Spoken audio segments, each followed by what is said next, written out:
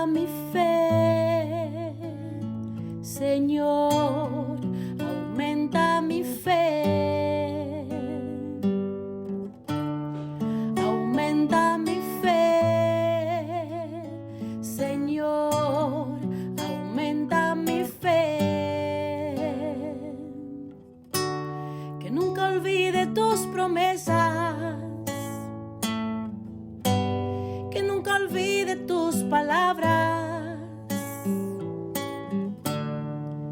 que Él lo crea, que no lo dude jamás. Tu palabra me dice, todo el que pide se le dará, y el que toque a la puerta se le abrirá. Todo es posible, todo es posible para ti, Señor. Aumenta mi fe, Señor, aumenta mi fe, aumenta mi fe, Señor, aumenta mi fe, aumenta mi fe, aumenta mi fe, aumenta mi fe, aumenta mi fe, aumenta mi fe, aumenta mi fe, aumenta mi fe, aumenta mi fe, Señor.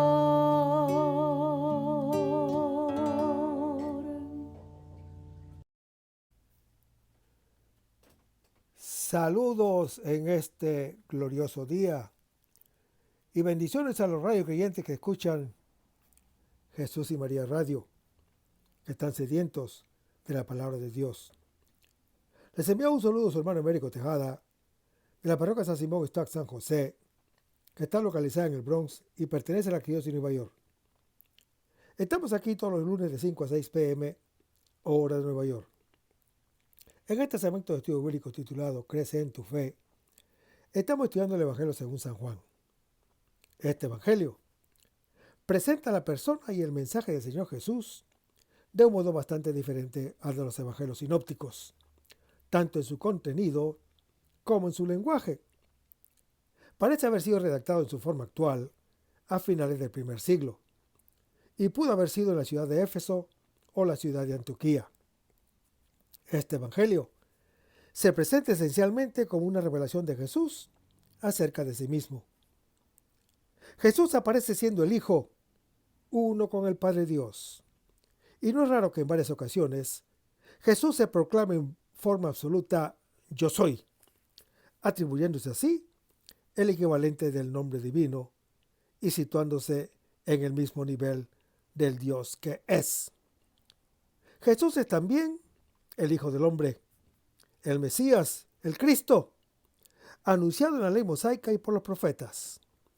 Para completar esta visión del misterio de Jesús, es necesario aludir a su relación con el Espíritu de Dios, o sea, el Espíritu Santo, que tiene una estrecha relación con Jesús, que lo recibe, lo promete y lo entrega.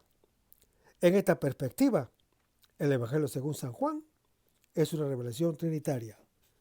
Estamos en el capítulo 20 del Evangelio según San Juan, pero antes vamos a donde Jesús, aparece a los apóstoles después de su resurrección y les hace el envío.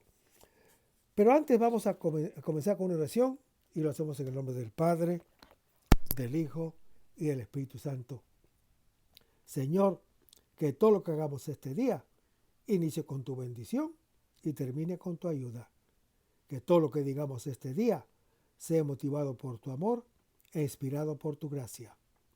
Que nuestras obras de este día reciban tu inspiración y perduren en tu paz.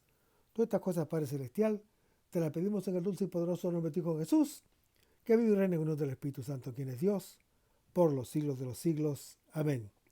Los créditos de este oblicuo son dados al Padre Silvano Fasti, a la Biblia de Jerusalén y a la hermana Evelyn Morán y su ministerio de música. A los hermanos y hermanas que viven en el Bronx, para invitarlos a nuestro ciclo de oración de la parroquia San Simón está San José, que está localizada en el 2191 Valentine Avenue, esquina calle 182, comenzando con la misa a las 7:30 p.m. todos los viernes por la noche. Decíamos que estamos en el capítulo 20 del Evangelio según San Juan, en el versículo 20, donde se lee que los discípulos se alegraron. Hermanos, la alegría del Señor es nuestra fortaleza. Lo anuncia el profeta Nehemías en su capítulo 8. Ahuyenta el miedo y la muerte. La alegría es propia del que pertenece en el amor, unidos a Él, como el sarmiento a la vid. Su alegría está en nosotros los creyentes y nuestra alegría es plena, como lo anuncia Juan, capítulo 15. Después de un breve tiempo, la tristeza de los discípulos se transforma en danza. Ha nacido el hombre nuevo, según Juan capítulo 16. El Señor que viene a nosotros. Esta alegría nadie nos las puede quitar. En efecto, hermano que me escuchas, viene de un amor que ha resistido al Sheol. Es un fuego que las grandes aguas no pueden extinguir, lo anuncia Cantar de los Cantares, capítulo 8. En aquel día, los discípulos ya no le preguntarán nada, como está relatado en Juan capítulo 16. En efecto, de Él lo reciben todo. Reciben paz y alegría, Espíritu Santo y capacidad de perdón. Seguimos leyendo el versículo. De ver al Señor. Ahora también los discípulos, al contemplar las heridas de su pasión por nosotros, han visto y han reconocido al Señor. Sus heridas de amor lo revelan como el yo soy. Este será el modo como se hará visible también a nosotros los creyentes en la fe, mientras hacemos memoria de Él en la celebración eucarística. Hermanos, los discípulos, al referir a Tomás su experiencia, dirán: hemos visto al Señor. Sin embargo, el evangelista Juan, más que sobre el ver, insiste en el alegrarse. En efecto, hermano que me escuchas, habiendo visto, se alegraron. Indica que la alegría es la señal del encuentro con el resucitado. Y el versículo 21 se lee: Jesús les dijo otra vez. Hay una comunicación sucesiva del resucitado.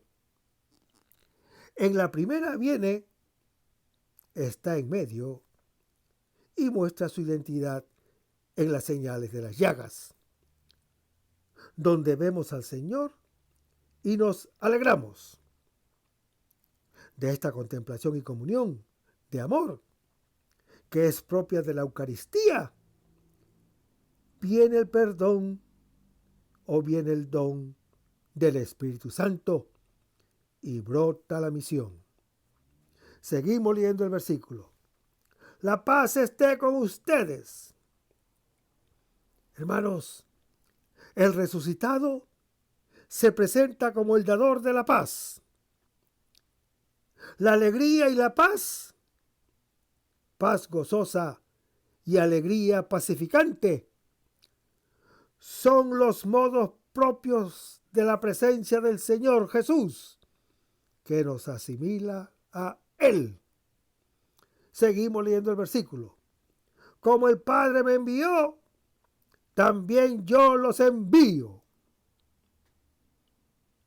Después de haberse alegrado a la vista del Señor Jesús. Los discípulos lo escuchan. Si el ojo ve y el corazón se regocija, el oído escucha. La contemplación se hace amor y obediencia. Hermanos, la misión de los creyentes es la misión del Hijo de Dios, que lavó los pies y dijo: les he dado ejemplo para que también ustedes hagan como yo he hecho con ustedes. Y les doy un mandamiento nuevo. Como yo los he amado, así se amen también ustedes los unos a los otros, como lo anuncia Juan, capítulo 13. Los discípulos son enviados como Él, a testimoniar el amor del Padre Celestial, como está en Juan capítulo 3. Padre, como tú me has enviado al mundo, yo también los he enviado al mundo. Lo dice el Señor Jesús en Juan capítulo 17. Por eso los ha elegido. El envío hace a los enviados iguales al que los envía. Fíjese lo que dice el Señor Jesús. Quien acoja al que yo envíe, me acoge a mí. Y lo dice en Juan capítulo 13. El que es enviado está llamado a obrar como Él. Amar y lavar los pies, haciendo sus mismas obras, según Juan capítulo 14. Asociados a su destino. Es como el grano de trigo que cae bajo tierra y produce mucho fruto, según Juan capítulo 12. La misión hacia los hermanos expresa la naturaleza del Hijo de Dios.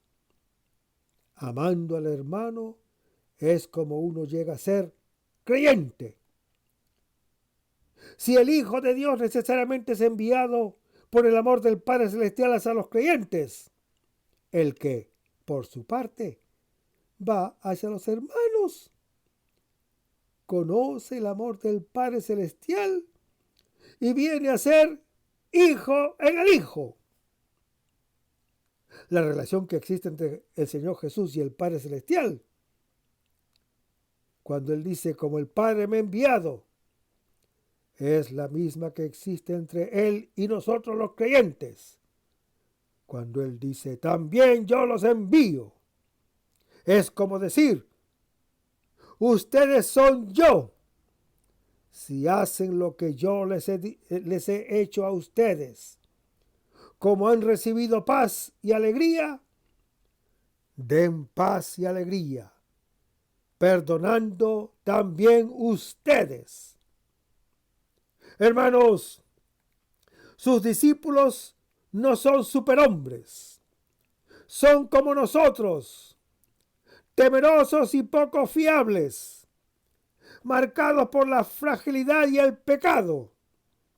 Pero, precisamente, en esta situación nuestra, Él viene a nuestro encuentro y nos salva. Por eso, hermano que me escuchas, el apóstol Pablo se gloría de su debilidad, en la que ya reside la fuerza del resucitado. Lo dice en 2 Corintios capítulo 12. Y en el versículo 22 se lee, dicho esto, sopló o insuflar. Palabra única en el Nuevo Testamento. Aparece 2 veces en el Antiguo Testamento. Dios, al insuflar adentro su aliento vital, crea al hombre en Génesis capítulo 2 y lo describe Sabiduría capítulo 15. Y hace que resucite los huesos secos en Ezequiel capítulo 37. Es el espíritu de la alianza nueva y eterna, estipulada en el perdón, según Jeremías capítulo 31. que nos da un corazón nuevo, capaz de vivir según la palabra, como lo anuncia el profeta Ezequiel en su capítulo 36. Seguimos leyendo el versículo. Reciban el Espíritu Santo. Hermanos, el Señor Jesús habla de Espíritu Santo, sin artículo, no porque sea una realidad vaga e indeterminada. El Espíritu Santo es su amor. Nos lo da en plenitud, no con medida, como lo anuncia Juan capítulo 3. Pero nosotros tenemos aquellos que acogemos y podemos acoger cada vez más, sin determinar limitaciones a lo que es infinito. Hermanos, el Señor Jesús nos pide que lo acojamos. La forma imperativa, reciban, es una súplica apremiante del Hijo de Dios a nuestra libertad, para que acojamos el don que hace que seamos lo que somos, hermanos suyos e hijos del Padre Celestial suyo y nuestro Padre, Dios suyo y Dios nuestro. Es ese Espíritu Santo que el mundo no puede recibir porque no lo conoce.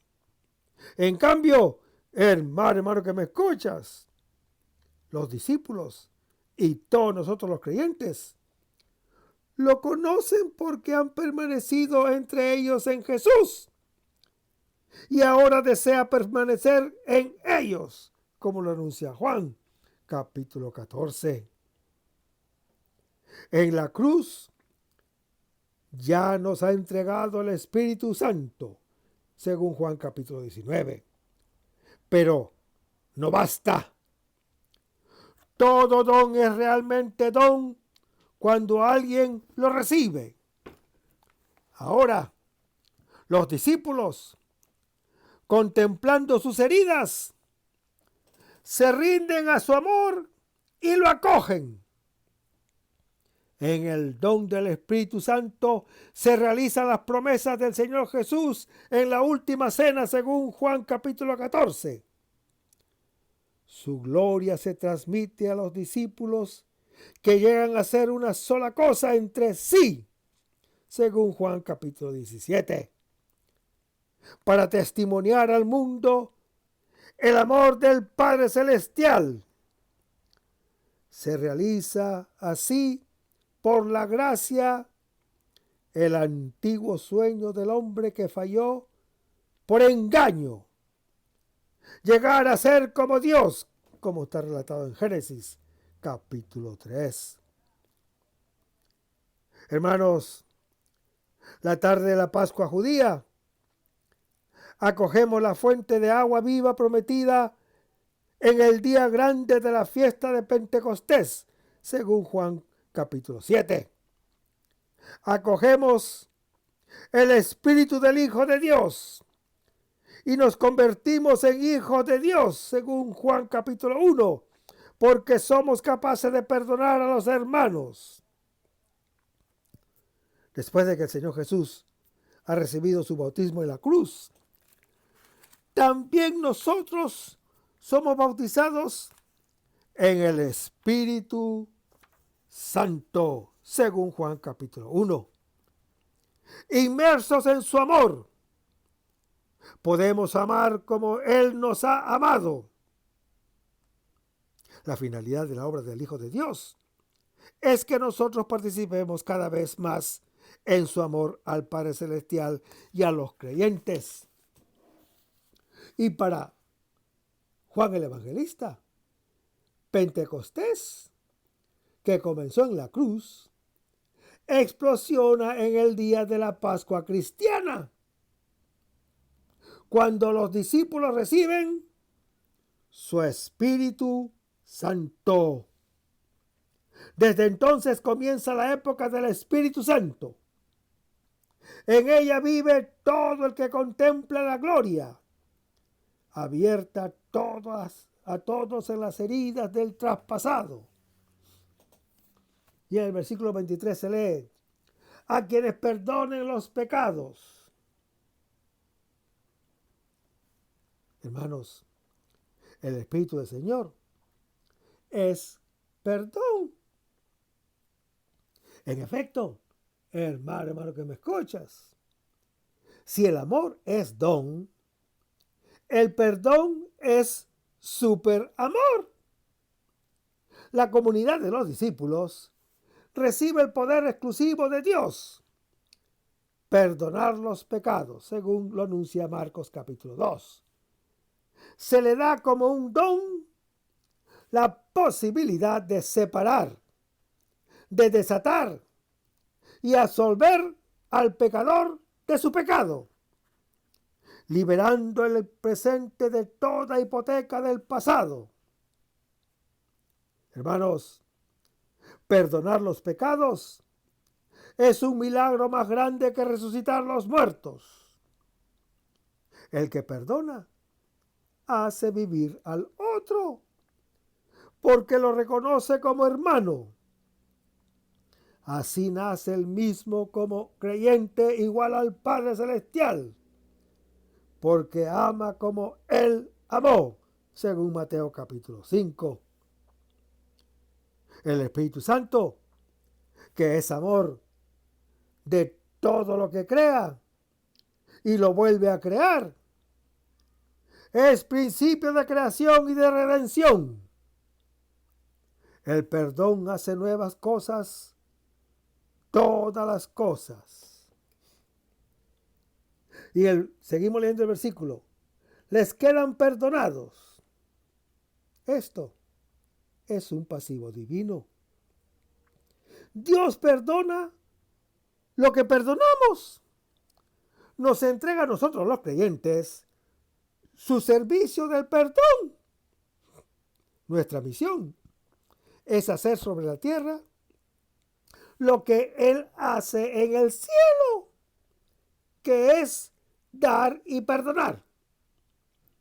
Lo que el Padre Celestial hace por su naturaleza es tarea de nosotros, sus creyentes, para llegar a ser lo que somos.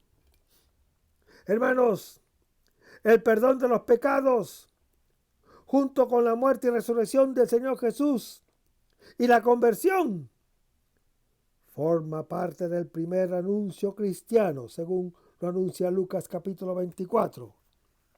Y está unido estrechamente con la resurrección. Mire lo que dice el apóstol Pablo. Si Cristo no ha resucitado, la fe de ustedes es vana. Están todavía en sus pecados. Lo dice el apóstol en 1 Corintios capítulo 15.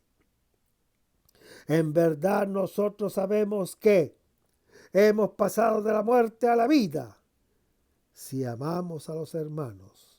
Lo anuncia 1 de Juan capítulo 3. El amor revela su esencia de gratuidad absoluta, precisamente en el perdón. Seguimos leyendo el versículo. A quienes se los retengan, les quedan retenidos. Hermanos, estas palabras, complementarias de las anteriores, se pueden entender de varias maneras. A nosotros se nos da el poder divino de perdonar. Sin embargo, mientras Dios siempre y solamente perdona, nosotros en cambio, y la experiencia lo demuestra, podemos también no perdonar. Jesús nos amonesta acerca de la importancia de nuestro perdón, porque lo que no perdonamos no queda perdonado. Pero si no perdonamos, estamos todavía en nuestro pecado. No vivimos el perdón de Dios, según Mateo capítulo 6, Marcos capítulo 11. El amor del Padre Celestial vive en nosotros los creyentes si amamos a los hermanos. Se puede entender también que la comunidad tiene el poder de declarar cuando el pecado se quita o no, según si el pecador ha acogido o no el perdón, como lo anuncia Juan capítulo 3. También el Señor Jesús declara a los fariseos que su pecado permanece. ¿Por qué? Al no reconocerlo, no aceptan el perdón, según Juan capítulo 9. Es un gran acto de misericordia denunciar el mal para que uno desee salir de él. En efecto, hermano que me escuchas, el Espíritu Santo convence al mundo de pecado, según Juan capítulo 16. La denuncia o conocimiento del pecado es fundamental para la salvación. En Juan el Evangelista se ven las diferentes actitudes del Señor Jesús con respecto a los pecadores, ya que los ama a todos y quiere liberarlos. Al paralítico le dice: no peques más para que no te suceda algo peor. En efecto, no es así desde el nacimiento. Su condición como paralítico está unida a su connivencia con el mal. Solo el que escucha la palabra del Hijo de Dios tiene vida eterna y no va a ser juzgado. Ha pasado de la muerte a la vida, según Juan capítulo 5. En cambio, hermano que me escuchas, el ciego de nacimiento, que no es ciego por culpa propia, el Señor se le revela al abrirle los ojos como con su barro, en Juan capítulo 9. A los fariseos, como ya se dijo, que no admiten su propia ceguera, el Señor Jesús declara que su pecado permanece porque no aceptan el don de la luz, en Juan capítulo 9. Además, la pareja de verbos opuestos, perdonar, retener, indica la totalidad del poder, como atar y desatar, de que habla Mateo capítulo 16. Entrar o salir, de que habla Juan capítulo 10. Hermanos, el Señor Jesús nos comunica la plenitud del poder del perdón. En la medida en que no lo usemos, abusamos de Dios, que es amor infinito, e impedimos su glorificación en el mundo. Este poder es concedido a los discípulos y a todo discípulo que se entrega al ministerio sacerdotal, no a algunos en particular. Pablo entiende su misión como ministerio de la reconciliación. Se declara siervo y embajador de aquel que fue hecho pecado a favor nuestro, para que obtuviéramos en él la justicia de Dios, como lo anuncia en 2 Corintios capítulo 5. El perdón, recibido y concebido según Mateo capítulo 18, constituye el mundo nuevo, la comunidad de los creyentes que viven la paz y la alegría del Señor Jesús. El que perdona llega a ser hijo de Dios igual al Padre. El que es perdonado, si acoge el perdón, a su vez llega a ser hijo, capaz de perdonar y decir en espíritu y en verdad: Padre nuestro, según Mateo capítulo 6. Hermanos, el amor y el perdón del Padre Celestial pasan siempre a través de la mediación del Hijo de Dios y de todos los que se reconocen como creyentes suyos.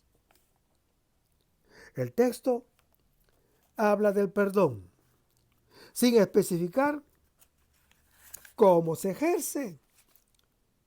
Los modos de celebrarlo pueden ser diferentes. El bautismo, el sacramento de la reconciliación, el perdón fraterno, en verdad el pan cotidiano que hace posible la vida entre los creyentes es el perdón recibido y dado no 7 veces al día, según Lucas capítulo 17, sino 70 veces 7, según Mateo capítulo 18. Hermanos, el cristianismo no es una ley, es una buena noticia de perdón del Padre Celestial y de la libertad de los hijos y creyentes. En Cristo estaba Dios reconciliando al mundo consigo, no tomando en cuenta las transgresiones de los hombres, sino poniendo en nosotros la palabra de la reconciliación. Lo anuncia el apóstol Pablo en su segunda epístola a los Corintios, capítulo 5.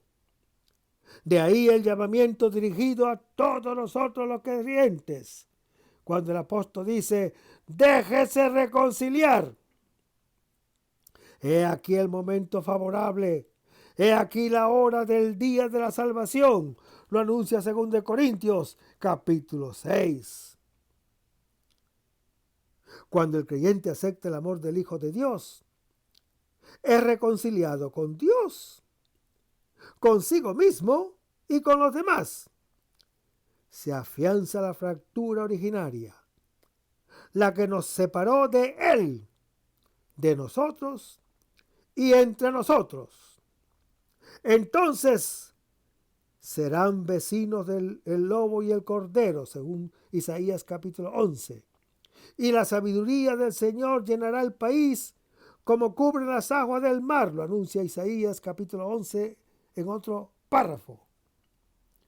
Toda la creación gime desde siempre en los dolores del parto, en espera de que en el hombre se revele la gloria del Hijo de Dios. Lo anuncia el apóstol Pablo en su epístola a los Romanos, capítulo 8.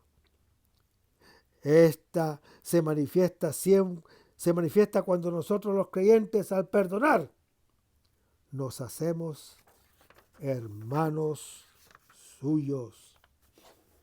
Pero vayamos a Juan capítulo 20, versículos 24 al 31, donde se lee: Tomás, uno de los 12, llamado el gemelo, no estaba con ellos cuando vino Jesús.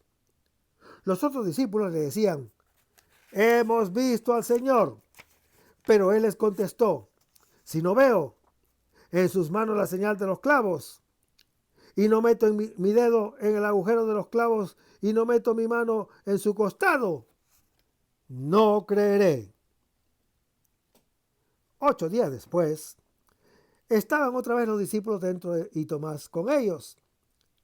Se presentó Jesús en medio, estando las puertas cerradas, y dijo: la paz esté con ustedes. Luego dice a Tomás: acerca aquí tu dedo y mira mis manos. Trae tu mano y métela en mi costado. No seas incrédulo, sino creyente. Tomás le contestó: Señor mío y Dios mío.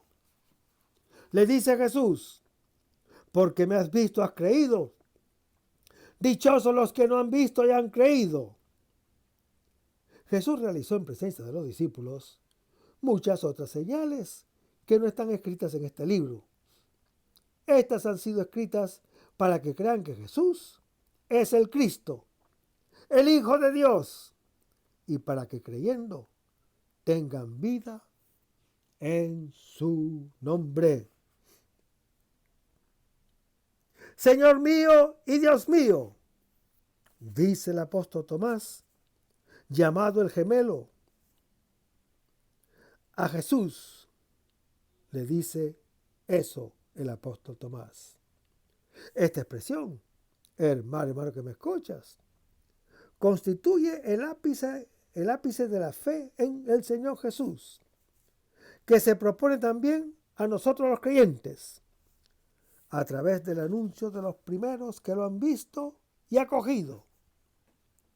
El apóstol Tomás es gemelo de cada uno de nosotros, que somos incrédulos como él, llamados a llegar a ser gemelos de Jesús mediante la fe. Hermanos, el apóstol Tomás estaba ausente cuando los otros vieron a Jesús. El apóstol Tomás siente la tentación de no creer en su testimonio. Quiere ver personalmente al Señor Jesús.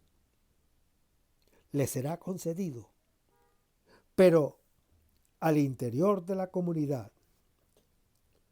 Pero el Señor Jesús le reprocha el no haber creído al testimonio ajeno y proclamará dichosos a los que, a diferencia de él, crean sin haber visto. Este relato concluye el camino de fe de los primeros discípulos y lo abre a cuantos en el futuro crean en su testimonio.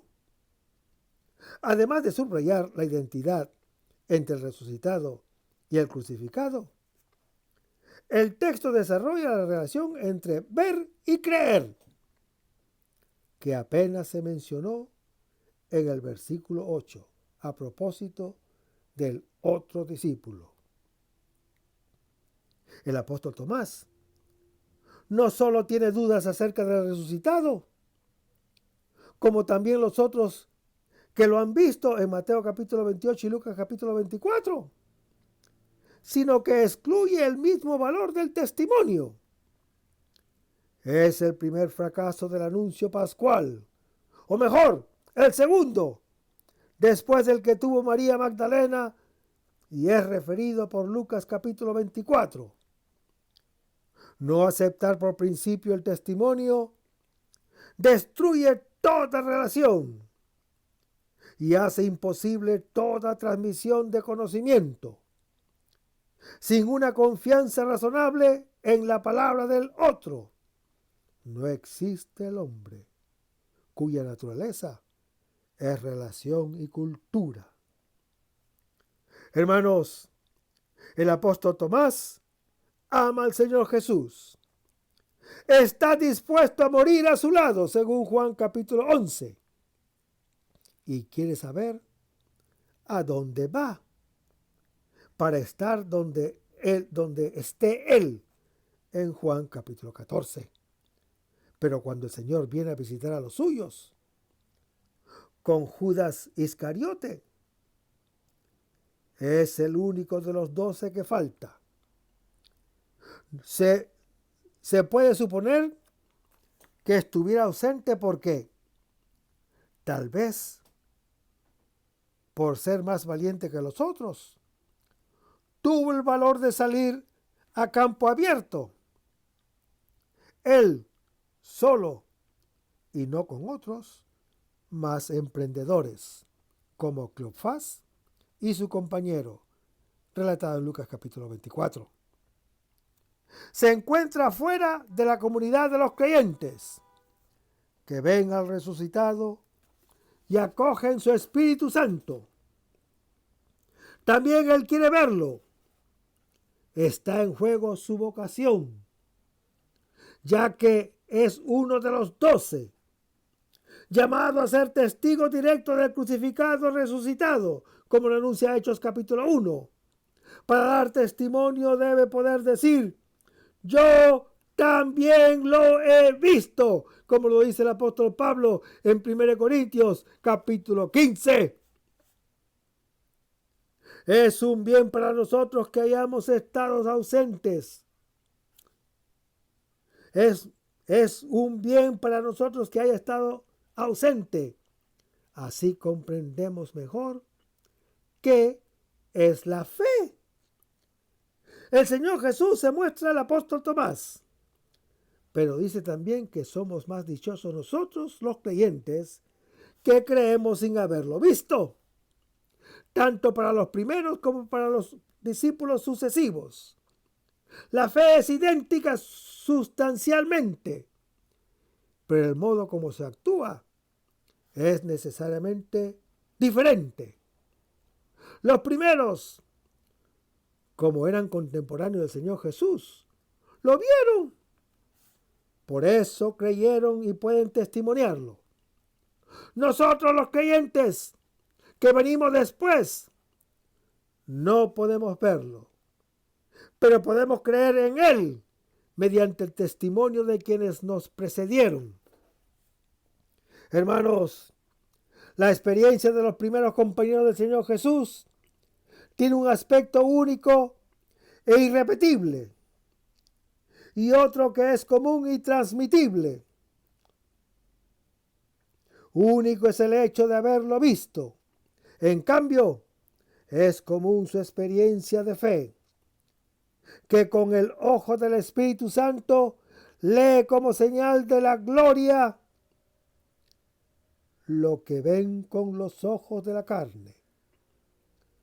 Todo evento pasado, aunque sea irrepresible, sin embargo es transmisible por medio de la palabra, cuya función es hacer presente lo que está ausente. Al igual que los hechos narrados, también el relato de los hechos es señal de la gloria. El que acoge la palabra que los testimonía se encuentra del Señor de la vida que le habla. El tema del texto es la fe, que siempre quiere ver y tocar al Señor. Pero existe un ver y un tocar que es material y está reservado a los contemporáneos del Señor Jesús, que vale solo en la medida que se adhiera a Él. En efecto, hermano que me escuchas, lo han visto y lo han tocado también los que lo han crucificado. En cambio, existe un ver y un tocar interior que es propio del que cree en Él. No solamente el que cree en Él, el que también lo ama. Es la comunión con Él que transforma la vida. Hermanos, encontrar al resucitado no significa solamente que Él ha resucitado, sino también que uno ha resucitado con Él y estar vivo y presente en la comunidad con el don de su Espíritu Santo. Sus contemporáneos han visto y tocado su cuerpo.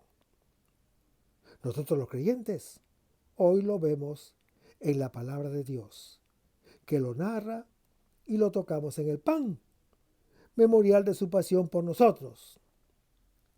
Y si conocemos a Cristo según la carne, ya no lo conocemos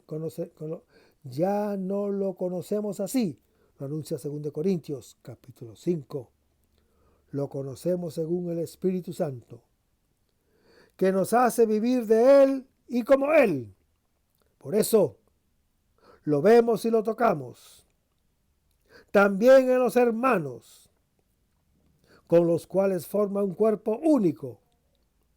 El Hijo de Dios, que ha subido al Padre Celestial, vuelve a nosotros en la palabra de Dios, en el pan y en el amor de los hermanos, para subir con todos al Padre Celestial. El texto comienza diciendo que el apóstol Tomás no estaba con los otros cuando vieron al resucitado. Por eso no cree sino ve y no toca. El Señor, 8 días después, viene entre sus discípulos y dice al apóstol Tomás, mientras está con los otros, que mire y toque sus heridas. El apóstol Tomás responde: Señor mío y Dios mío, a su fe, que es la de uno que cree porque ha visto. El Señor Jesús contrapone la bienaventuranza de los que crean sin haber visto. Es nuestra bienaventuranza. En efecto, hermano que me escuchas, nosotros los creyentes creemos por la palabra de los que han visto y lo han narrado en el Evangelio, para que también nosotros podamos acceder a la fe en el Señor Jesús como Mesías, el Hijo de Dios, y tener en Él la vida eterna.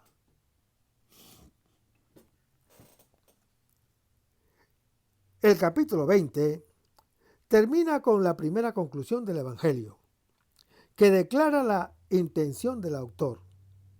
Él, que ha visto al Señor Jesús, lo testimonía a nosotros los creyentes, que no lo hemos visto, para que también nosotros demos nuestra adhesión a Él para tener vida, para tener su vida. El que escribe el cuarto Evangelio sabe que es el último testigo ocular. Con él se cierra la época de quienes han visto al Verbo de la vida y se abre el camino de los que creerán sin haber visto, como lo dice 1 Juan, capítulo 1. La palabra eterna de Dios, hecha carne en el Señor Jesús, ha vuelto a ser palabra de Dios en la narración del Evangelio, para hacerse carne en toda carne y ofrecer a toda la posibilidad de llegar a ser hijo de Dios, como lo anuncia Juan capítulo 1. Así lo dice el prólogo, cuando declara lo que le sucede al lector. El Verbo está siempre en acción para crear y salvar al creyente, y en él toda la creación, lo que fue el cuerpo del Señor Jesús, ahora es para nosotros la narración evangélica. Al mostrarnos la carne del Hijo de Dios, nos da el Espíritu del Padre. En efecto, hermano que me escuchas, mostrar o revelar significa entregarse a uno mismo. En la sucesión de los encuentros con el que vive, Juan capítulo 20 describe las etapas de nuestro camino de fe. A través de la escucha de la palabra de Dios, contemplamos el sepulcro vacío con Pedro, el apóstol. Vemos las señales y creemos con el discípulo amado. Encontramos personalmente al Señor Jesús con María Magdalena. Recibimos al Espíritu Santo y la misión con los otros discípulos. Vemos y tocamos su cuerpo como lo hizo el apóstol Tomás. Hermanos, el Señor Jesús, resucitado, se apareció a los primeros en su carne crucificada, para que pudieran conocerlo y adherirse a Él, y luego testimoniarlo a nosotros los creyentes. La Iglesia tiene la bienaventuranza de adherirse a Él mediante el testimonio de los primeros, para tener su vida como hijo de Dios que ama al Padre y a los creyentes. Y en el versículo 24 se lee: Tomás, uno de los 12, hermanos, en Juan el Evangelista, el término 12 aparece solamente aquí y otras 2 veces después de la palabra de Pedro: Señor, ¿a quién iremos? La expresión uno de los 12 queda reservada al traidor en Juan capítulo 6. Y al apóstol Tomás, Juan el Evangelista no narra la llamada de los 12, ni presenta la lista de ellos. En general, usa el término discípulos, que tiene un significado más amplio, aplicable a todos los que se adhieren a Jesús y a sus palabras. Seguimos leyendo el versículo. Llamado el gemelo. Didimo en griego, así como Tomás en hebreo, significa gemelo. El apóstol Tomás es gemelo de muchos hermanos, ante todo de Judas Iscariote. Al igual que él, corre el riesgo de perderse en la noche de la incredulidad, separado de la comunidad, en cuyo centro está Cristo resucitado. Además, es gemelo de nosotros. Está en la situación de todos nosotros, que no estamos con los que han visto al Señor Jesús, y estamos llamados a la fe por el testimonio de ellos. En fin, hermano que me escuchas, es también gemelo de Jesús, su alma gemela. En efecto, está dispuesto a morir a su lado, según Juan capítulo 11, a diferencia de Pedro, el apóstol, que está dispuesto a dar su vida por él, en Juan capítulo 13. Ama al Señor Jesús y quiere seguirlo hasta la muerte, pero ignora que la palabra definitiva no es la muerte, sino la vida. No sabe que el Señor Jesús no muere. Vuelve al Padre Celestial precisamente al ponerse en comunión con los creyentes, obediente a su condición humana hasta la muerte. Y la muerte en la cruz, como lo anuncia el apóstol Pablo en su epístola a los Filipenses, capítulo 2. Ahora, a través de sus heridas, lo conocerá como el camino de la verdad que lleva a la vida, según Juan capítulo 14. Por ahora, el suyo es un amor sin esperanzas, que es la peor condenación que exista. Solo aquellos a quienes el Padre Celestial les ha concedido sentarse a la derecha o a la izquierda de su trono, al lado de él en la cruz, ven la muerte como la gloria, según Juan capítulo 19. Seguimos leyendo el versículo. No estaba con ellos.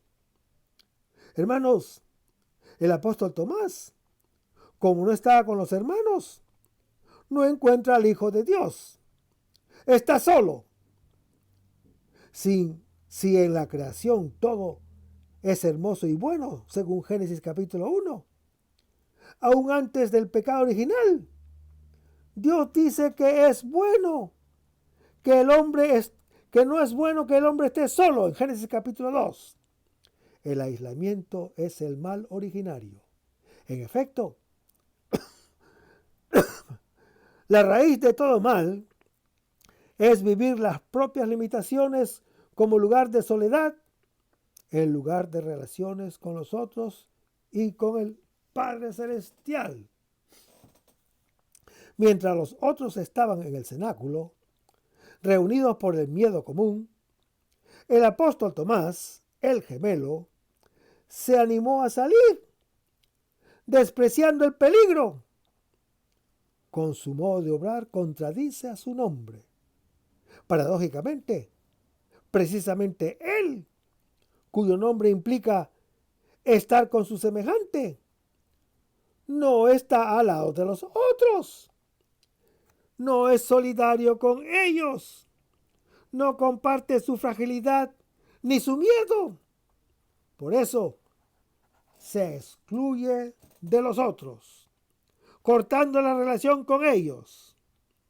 Hermanos, es gemelo de esa parte más profunda de nosotros mismos que no acepta la limitación, sino que, con la fuerza de la desesperación, reprime el mismo miedo, encerrándose en su soledad, en una soledad tan heroica como destructiva. No cree en la vida, vive la muerte como único horizonte posible. En esto es gemelo de todo hombre que, desde Adán en adelante, es esclavo del miedo, manifiesto o no confesado de la muerte. Lo anuncia Hebreos capítulo 2. Seguimos leyendo el versículo. Cuando vino Jesús, el evangelista reserva la expresión haber visto al Señor al testimonio directo de los primeros discípulos. En la narración, prefiere poner en evidencia el hecho de que el Señor Jesús viene y está en medio de ellos, para hacerse reconocer a través de la palabra y las señales de la pasión impresas en su cuerpo. Evidencia así ese aspecto de la fe que es común a ellos y a nosotros. Y el versículo 25 se lee: hemos visto al Señor. Y el resto, hermano que me escuchas, lo vamos a ver en el próximo segmento. Manténganse en sintonía. Vamos a despedirnos con una oración y lo hacemos en el nombre del Padre, del Hijo y del Espíritu Santo. Señor Jesús, ayúdanos a conservar el fervor espiritual, la dulce y confortable alegría de evangelizar, incluso cuando hay que sembrar entre lágrimas, como Juan el Bautista, como lo hicieron los apóstoles Pedro y Pablo y los otros apóstoles, y también esa gran multitud de evangelizadores que se han sucedido a lo largo de la historia de la Iglesia Católica, con un ímpetu interior que nada ni nadie sea capaz de extinguir.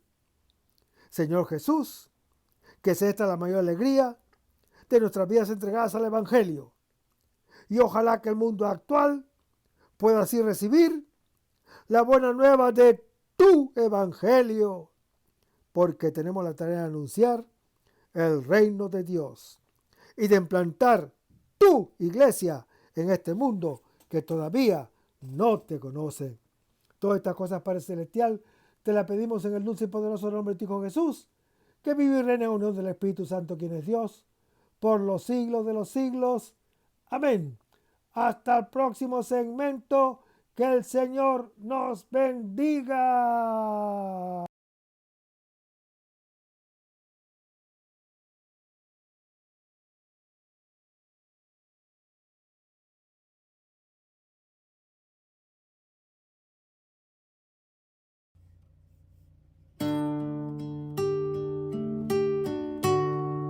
Aumenta mi fe, Señor, aumenta mi fe. Aumenta mi fe, Señor, aumenta mi fe. Que nunca olvide tus promesas, que nunca olvide tus palabras, que Él lo crea, que no lo dude jamás. Tu palabra me dice, todo el que pide se le dará, y el que toque a la puerta se le abrirá. Todo es posible, todo es posible para ti, Señor. Aumenta mi fe, Señor, aumenta mi fe. Aumenta mi fe, Señor, aumenta mi fe. Aumenta mi fe, aumenta mi fe, aumenta mi fe, aumenta mi fe, aumenta mi fe, aumenta